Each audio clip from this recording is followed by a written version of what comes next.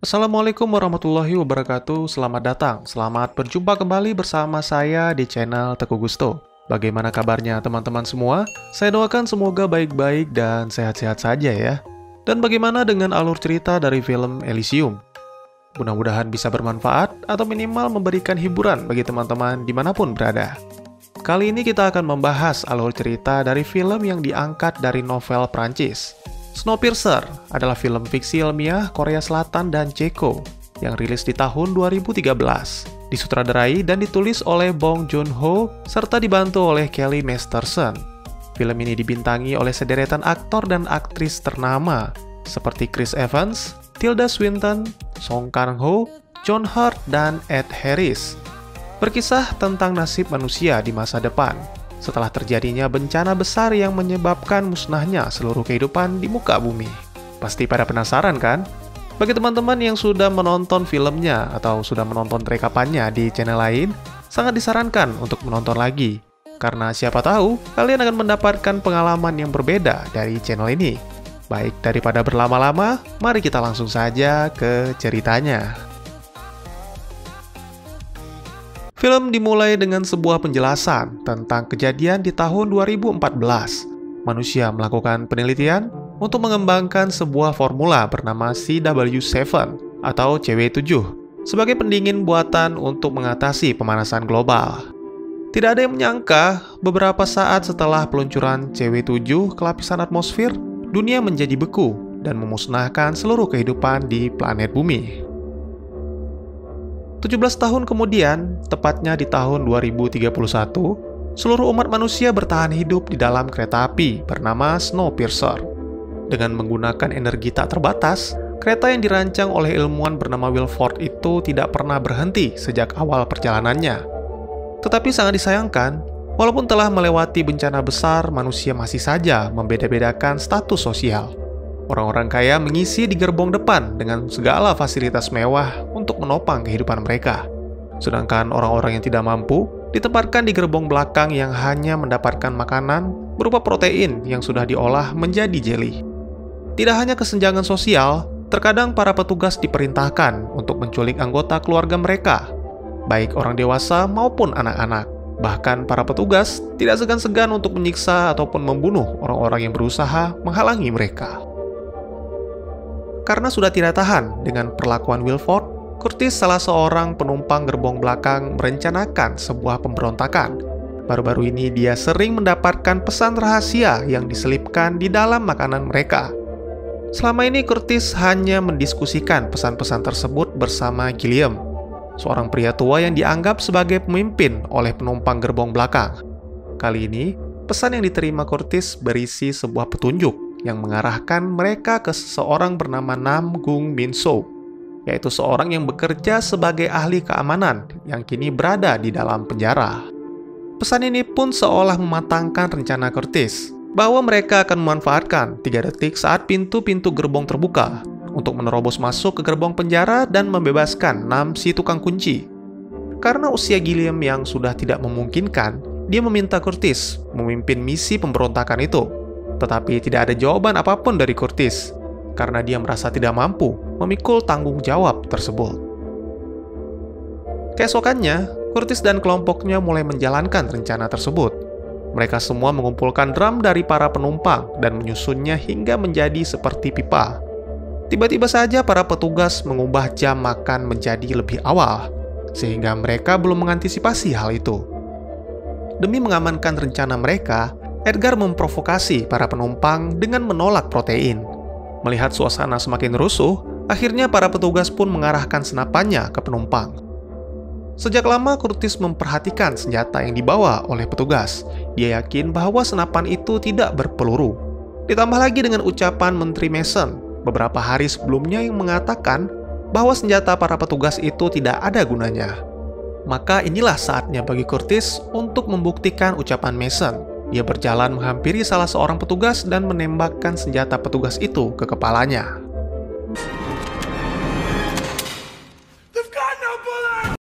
Mengetahui bahwa senjata para petugas kosong, para penumpang pun mulai melancarkan serangan. Pertempuran pun semakin brutal saat mereka berhasil menerobos hingga ke ruang penjara. Di sana mereka dihadang oleh seorang penjaga bertubuh besar yang menumbangkan beberapa penumpang. Menyadari hal itu, Gilliam pun mengirim pengawalnya bernama Gray yang sangat lincah dan memiliki kemampuan membunuh yang luar biasa. Dengan mudah dia melompat ke atas bahu penjaga dan langsung menikamnya hingga tewas.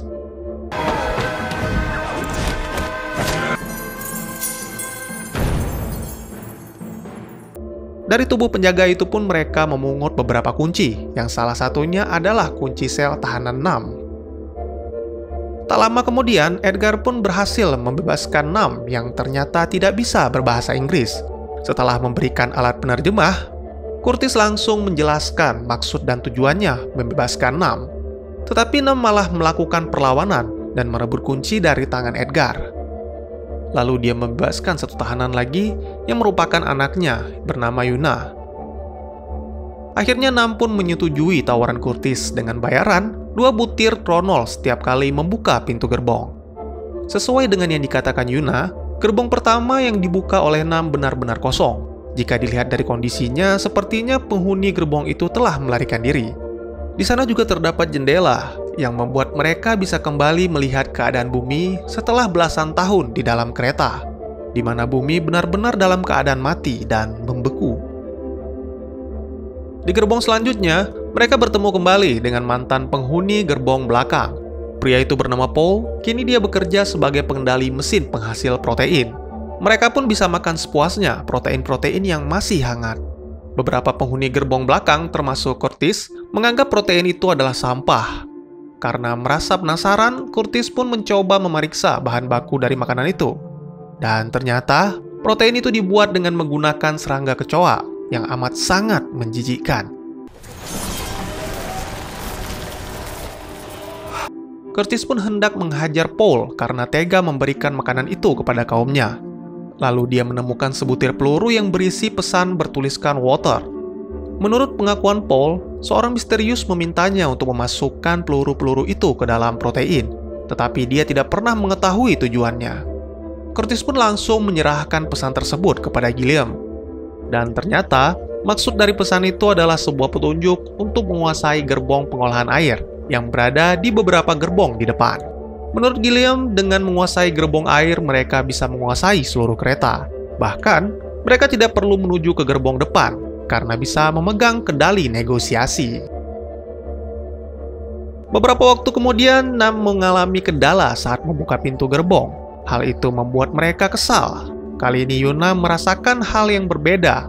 Oleh karena itu, dia langsung melarang ayahnya untuk membuka gerbong tersebut. Sayangnya, semua itu terlambat. Pintu telah terbuka, dan sekelompok pembunuh telah bersiap menghabisi mereka dengan kapaknya.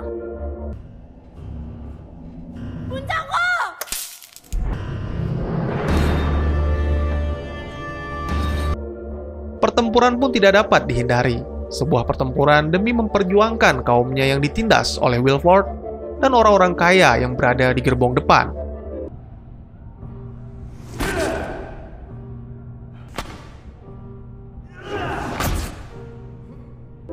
Tiba-tiba saja seorang komandan memerintahkan untuk menghentikan pertempuran karena mereka harus merayakan kembalinya kereta Snowpiercer melewati jembatan Yekaterina yang menandakan bahwa mereka telah memasuki tahun yang baru. Setelah sebuah perayaan singkat, pertarungan pun belum bisa dilanjutkan karena Snowpiercer harus menembus beberapa jalur yang ditutup oleh es yang mana akan menyebabkan guncangan yang sangat dahsyat.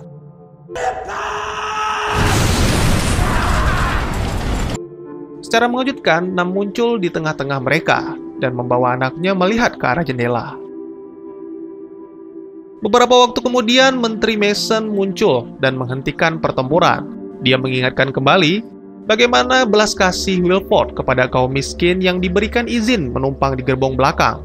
Tetapi yang diterima Wilford malah sebuah pengkhianatan dan pemberontakan yang menciptakan kerusuhan di dalam kereta. Oleh karena itu, Mason menghukum Curtis dan kelompoknya dengan membunuh 74% dari total kaum miskin. Merasa tidak terima dengan hukuman itu, Curtis langsung melemparkan kapaknya ke arah Mason.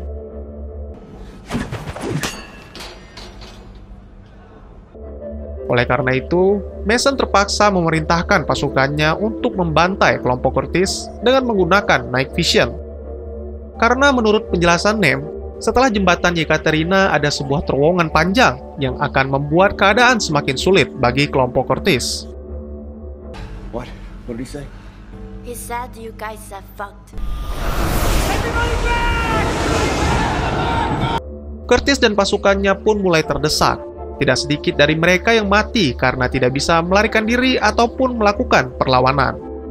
Tiba-tiba Curtis teringat bahwa seorang bocah bernama Chen telah merebut korek api milik Nam saat dia baru dibebaskan. Curtis pun memanggilnya, lalu tak lama kemudian para penumpang datang menyalakan obor yang menerangi gerbong dan membakar semangat para pejuang.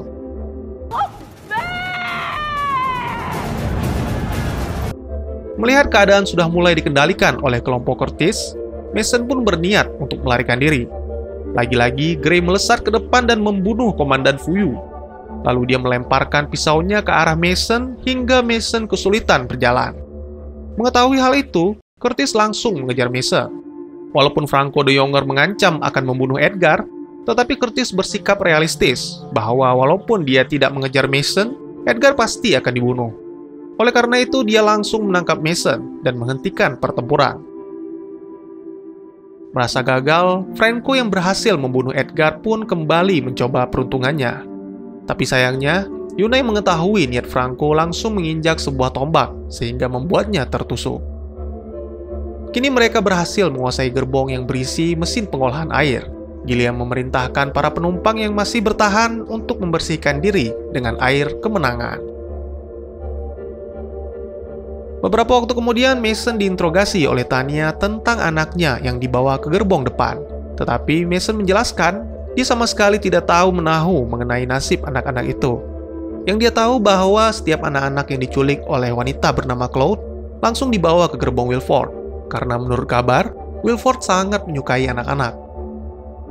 Lalu Mason kembali memuja-muja mesin Snowpiercer dan Wilford yang dianggap sebagai Tuhan.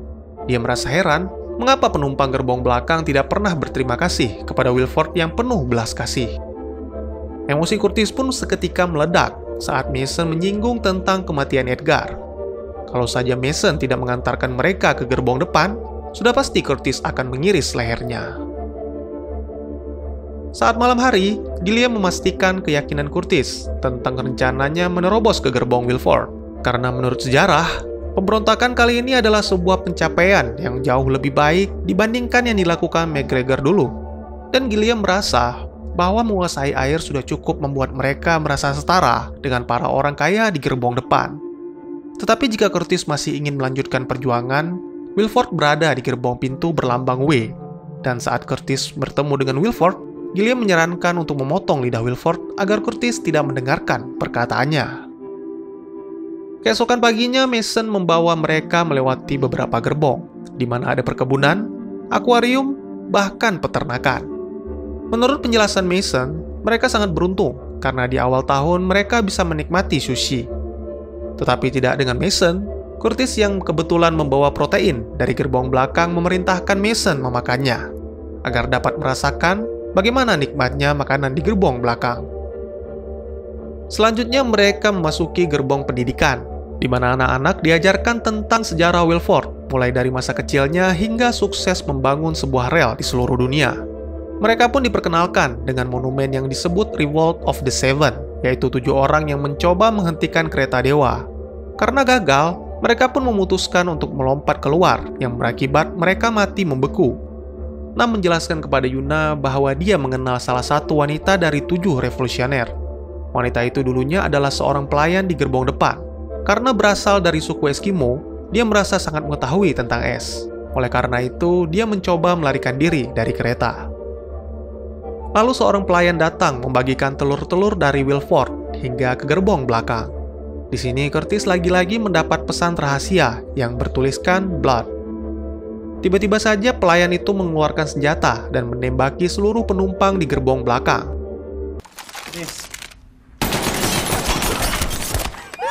Di gerbong pendidikan, sang guru wanita juga memiliki senjata tersebut. Dia menembaki kelompok Curtis hingga berhasil membunuh Andrew. Di saat-saat seperti ini, ketangkasan Gray sangat dibutuhkan. Lagi-lagi dia bergerak dengan cepat, melemparkan pisaunya hingga menewaskan guru tersebut. Lalu mereka pun ditampilkan kejadian di gerbong belakang, di mana Gilliam dibunuh dengan cara yang sadis. Kali ini Curtis benar-benar dibuat marah. Dia memungut senjata dan mencoba menembaki Franco Elder yang berada di gerbong belakang. Tetapi karena jaraknya terlalu jauh, peluru mereka pun hanya menancap pada kaca.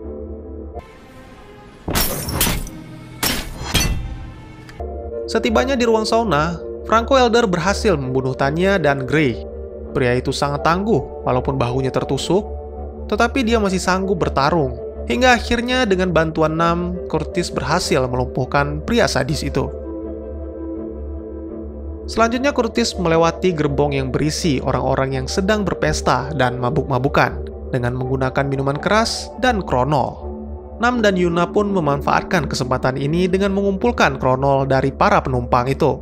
Kemudian, akhirnya Curtis tiba di pintu gerbong yang selama ini menjadi tujuannya. Saking tidak sabarnya untuk bertemu dengan Wilford, Curtis mengamuk di depan pintu itu, hingga terjadi perkelahian dengan Nam. Setelah Curtis tenang, Nam memberikan sebatang rokok terakhirnya, yang juga merupakan rokok terakhir di dunia. Lalu Curtis menceritakan tentang masa lalunya saat pertama kali menjadi penumpang di gerbong belakang yang mengalami kelaparan berkepanjangan dan menyebabkan terjadinya kanibalisme. Curtis mengaku bahwa dia pernah memakan daging manusia, bahkan dia pernah merasakan nikmatnya daging bayi. Oleh karena itu, dia memohon kepada Nam untuk membuka gerbong terakhir agar bisa membunuh Wilford. Tetapi Nam menolak membuka pintu Wilford karena Nam mempunyai tujuan lain, yaitu membuka pintu keluar agar terbebas dari kereta yang telah mengurung mereka selama 18 tahun. Nam pun menjelaskan bahwa selama ini dia telah memperhatikan keadaan bumi dari jendela dan menemukan bahwa di beberapa tempat es mulai mencair. Oleh karena itu, besar kemungkinan mereka bisa bertahan di luar sana dan memulai kehidupan baru. Lalu tiba-tiba saja Claude muncul, dia langsung menembak Nam dan meminta Curtis masuk ke dalam gerbong Wilford. Ternyata Wilford adalah seorang pria tua yang sama seperti Gilliam. Dia menjelaskan bahwa Curtislah manusia pertama yang berhasil berjalan dari gerbong belakang ke gerbong depan yang merupakan gerbong mesin. Wilford juga menjelaskan bahwa semua kekejaman yang dilakukannya adalah demi mempertahankan kehidupan di Snowpiercer. Kereta itu bagaikan ekosistem yang harus dijaga keseimbangannya. Karena tidak mungkin menunggu seleksi alam, semua penindasan dan pembunuhan itu dilakukan demi menciptakan pemberontakan yang akan menimbulkan peperangan, sehingga akan menyebabkan berkurangnya jumlah manusia di dalam kereta dan persediaan makanan tetap terjaga. Alangkah terkejutnya Curtis ketika mengetahui bahwa ternyata selama ini Wilford bekerja sama dengan Gilliam menciptakan skenario itu. Ibarat sebuah film, skenario Curtis adalah yang paling fenomenal karena ide Curtis untuk menggunakan obor benar-benar di luar perhitungan mereka. Tetapi sangat disayangkan, karena gerbong depan mengalami banyak kekalahan, akhirnya mengakibatkan Gilliam harus dibunuh. Beberapa waktu kemudian Yuna terbangun setelah mendapatkan penglihatan bahwa Franco kembali bangkit. Dia menemukan ayahnya dalam keadaan terluka dan tiba-tiba saja ada yang hendak menyerang mereka. Beruntung Nam segera bangkit dan menangkis serangan itu demi menyelamatkan anaknya. Lalu para penumpang dari gerbong pesta pun berdatangan. Mereka ingin membunuh Nam dan Yuna karena telah mengambil kronol yang sangat berharga. Akhirnya Nam pun langsung meminta Yuna untuk membuka gerbong Wilford dan merebut kronol kembali. Kembali ke Curtis yang sedang dalam kebingungan, setelah mengetahui kenyataan di balik kejadian di kereta, kini dia tidak tahu harus berbuat apa. Wilford pun mengajaknya untuk melihat mesin abadi itu lebih dekat dan merasakan bagaimana hidup sebagai Wilford. Lalu Wilford memberikan pesan rahasia yang baru saja ditulisnya, yaitu Train. Karena Curtis telah mengetahui segala hal tentang kejadian di kereta, serta mengingat usia Wilford yang sudah tidak muda lagi, maka pria tua itu menginginkan Curtis menjadi penerusnya untuk merawat dan menjaga mesin abadi agar tetap bekerja, serta menjadi pemimpin manusia di dalam kereta. Karena tanpa pemimpin, umat manusia akan berada dalam kekacauan. Kata-kata Wilford berhasil mempengaruhi Curtis, hingga Curtis menolak Yuna yang mencoba menghampirinya. Tetapi Yuna menemukan sesuatu di balik lantai gerbong. Suatu kekejaman yang dilakukan Wilford dan membuat Curtis sadar bahwa betapa kejamnya kehidupan yang diciptakan oleh Wilford, yaitu seorang anak kecil bernama Timmy, anak Tanya yang diculik beberapa hari yang lalu. Wilford menjelaskan bahwa beberapa komponen mesin telah rusak dan harus digantikan dengan sistem manual. Dia bersyukur penumpang gerbong belakang melahirkan anak-anak yang bisa ditempatkan di ruangan kecil itu untuk menjalankan mesin. Curtis benar-benar tidak menyangka Wilford bisa bertindak sekejam itu. Dia langsung meninju Wilford dengan sekuat tenaga dan menyerahkan korek apinya kepada Yuna untuk mendukung rencana Nam. Lalu Curtis menahan laju mesin dengan menggunakan tangannya untuk mengeluarkan Timmy.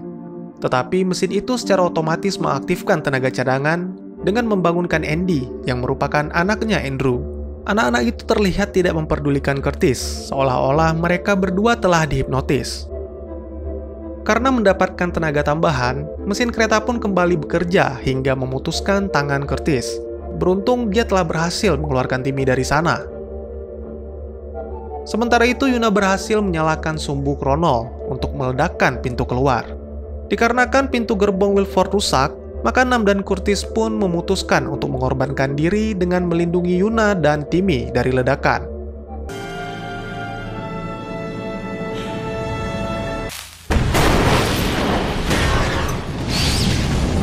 Selain menghancurkan pintu keluar, ledakan tersebut juga berhasil memicu longsornya salju, sehingga membuat kereta hancur dan membunuh seluruh penumpang.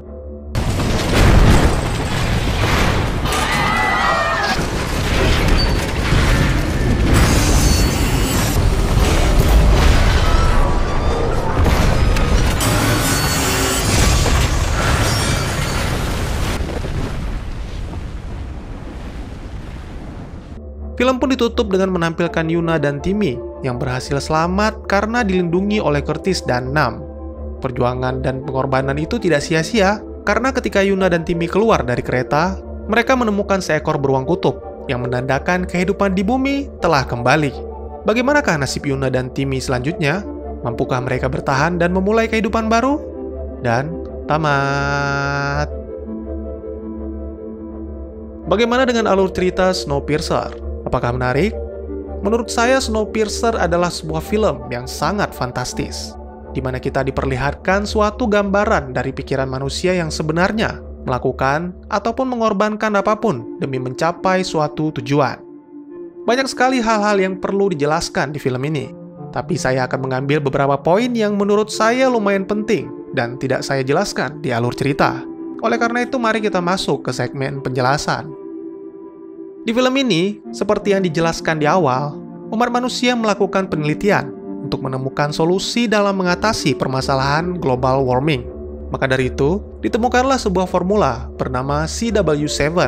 Secara mengejutkan, formula itu mengubah bumi menjadi zaman es dan memusnahkan seluruh makhluk hidup.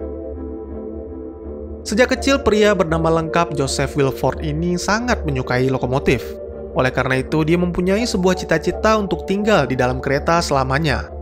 Impiannya pun mulai terwujud saat dia mulai mendirikan perusahaan transportasi bernama Wilford Industries. Tetapi impian terbesarnya adalah membuat perjalanan kereta kelas atas dengan menyambungkan seluruh rel di dunia menjadi satu rel yang melingkar sepanjang 438.000 km dan membutuhkan waktu 1 tahun untuk menyelesaikan satu putaran rel tersebut. Ketika para ilmuwan berencana mendinginkan bumi, Wilford sudah meramalkan bahwa akan terjadi bencana yang menyebabkan dunia kembali ke zaman es. Oleh karena itu, Wilford memodifikasi kereta mewahnya menjadi sebuah tabut atau bahtera yang disebut Snowpiercer dan akan menampung sisa-sisa makhluk hidup yang masih bertahan. Layaknya perjalanan kereta api biasa, Snowpiercer dibagi dalam 3 kelas.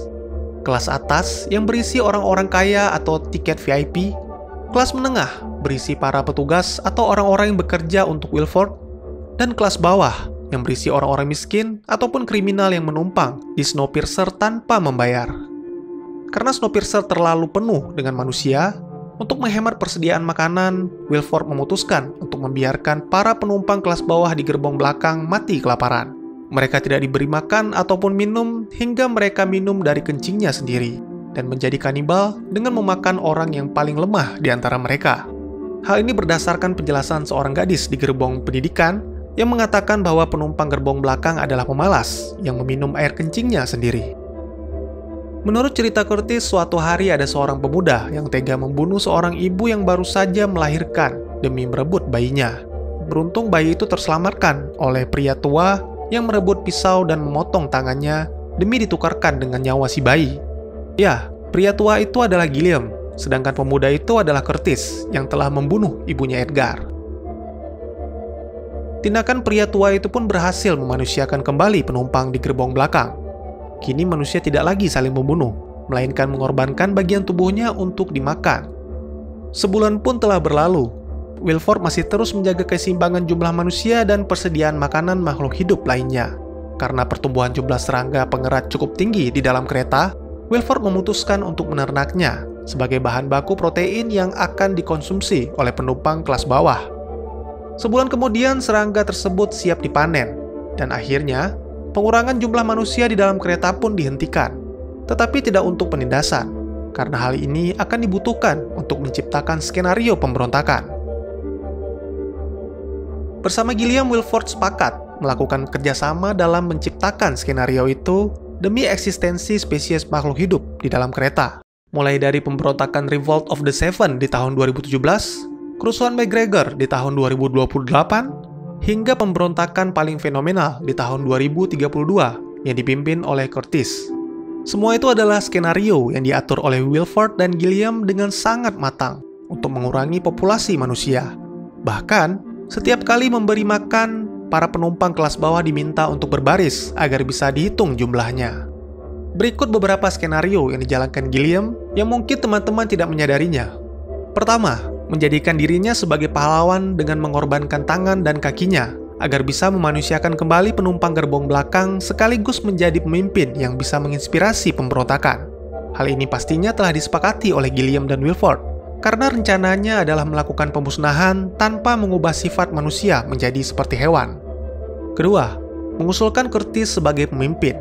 Melihat usianya yang sudah tua, Gilliam menginginkan Curtis yang menggantikannya, karena menurut Gilliam, Curtis adalah orang yang cerdas. Hanya saja dia terlalu memuja Gilliam, sehingga skenario pemberontakan tidak terbongkar.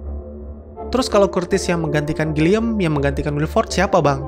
Kemungkinan besar adalah Edgar, karena selain Curtis, Edgar juga adalah orang yang cerdas dan memiliki rasa ingin tahu yang tinggi.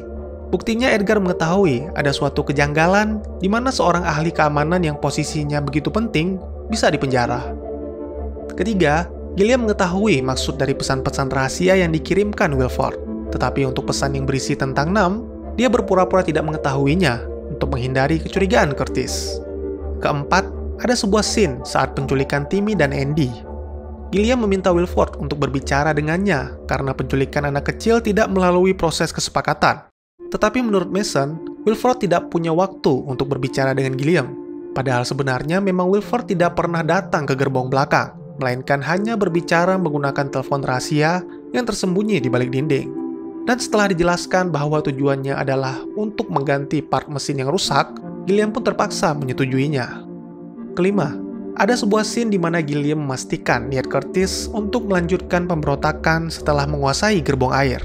Sebenarnya bukan meyakinkan, tetapi Gilliam bermaksud untuk menghentikan Curtis karena jumlah manusia yang mati di dalam pertempuran itu sudah cukup untuk mengurangi populasi. Revolt of the Seven, yaitu orang-orang yang meyakini bahwa suhu di bumi sudah kembali normal. Setelah 3 tahun berada di dalam kereta, para revolusioner yang beranggotakan penumpang kelas menengah mengusulkan kepada Wilford untuk menghentikan kereta dan memeriksa keadaan di luar. Tetapi Wilford menolak usulan itu, karena menurutnya perkiraan itu salah dan berisiko membahayakan umat manusia, serta menjadikan Snowpiercer tidak berguna lagi dan menghancurkan impiannya untuk menciptakan dunia di dalam kereta. Akhirnya dia memanfaatkan usulan itu dengan menganggapnya sebagai pemberontakan dan membiarkan 7 orang itu melompat dari kereta. Setahun kemudian, kereta kembali melewati wilayah itu dan menemukan 7 orang itu mati membeku di atas bukit. Kelompok itu dipimpin oleh seorang wanita yang bekerja sebagai pelayan di gerbong depan. Saya yakin bahwa wanita itu adalah istrinya Nam dan merupakan ibu dari Yuna. Kemungkinan Nam tidak ditangkap karena saat itu dia dibutuhkan sebagai ahli keamanan. Tapi sejak istrinya dibuang, dia sudah bertekad akan membesarkan anaknya dan melanjutkan cita-cita istrinya untuk menemukan cara menghentikan kereta sehingga umat manusia bisa hidup bebas. Di sisi lain, Nam menjelaskan kepada Curtis bahwa selama 10 tahun terakhir dia terus memperhatikan keadaan di luar kereta. Salah satunya keadaan di bawah jembatan Yekaterina. Hal itulah yang menjadi alasannya muncul saat perayaan tahun baru. Dia menemukan reruntuhan pesawat yang dulunya tertimbun salju. Di samping itu dia juga melihat monumen Revolt of the Seven yang masih terlihat walaupun sudah 15 tahun berada di tengah-tengah salju. Hal ini menandakan bahwa saljunya sudah mulai mencair dan sangat-sangat memungkinkan bagi manusia untuk memulai kehidupan baru. Tetapi rencana Nam tercium oleh Wilford dan menyebabkannya ditangkap sekaligus menjadi kekuatan bagi pasukan revolusioner Curtis Everett. Apakah ada yang sadar bagaimana Mason menggerakkan tangannya saat berbicara di depan penumpang gerbong belakang? Ternyata gerakan itu juga dilakukan oleh Wilford ketika berbicara dengan Curtis mengenai takdir. Dan gerakan yang sama juga dilakukan oleh Timmy yang berada di ruang mesin. Ada beberapa pendapat yang menyatakan bahwa gerakan tangan tersebut adalah gambaran dari pekerjaan anak kecil yang diculik oleh Wilford. Tapi menurut saya, gerakan tangan itu berkaitan dengan filosofi Wilford tentang keteraturan, rutinitas, dan keseimbangan yang merupakan tujuan dari Snowpiercer. Pelajaran yang bisa saya ambil dari film ini adalah Tuhan tidak akan mengubah nasib suatu kaum kecuali mereka sendiri yang mengubahnya. Bagi teman-teman yang punya teori tentang film ini ataupun ingin berdiskusi, atau mungkin teman-teman punya referensi film lain untuk kita review, silakan tuliskan di kolom komentar. Insya Allah pasti akan saya baca. Mari kita jadikan kolom komentar sebagai sarana penambah wawasan dan menciptakan jalinan persaudaraan, bukannya malah menjadikannya sebagai tempat pembulian dan menciptakan permusuhan. Sekian dulu videonya dan jangan lupa untuk dukung terus channel ini dengan cara share, like, dan subscribe. Karena dukungan dari kalian sangat berharga bagi saya demi perkembangan channel ini. Saya Gusto, sampai jumpa di video selanjutnya. Wassalamualaikum warahmatullahi wabarakatuh.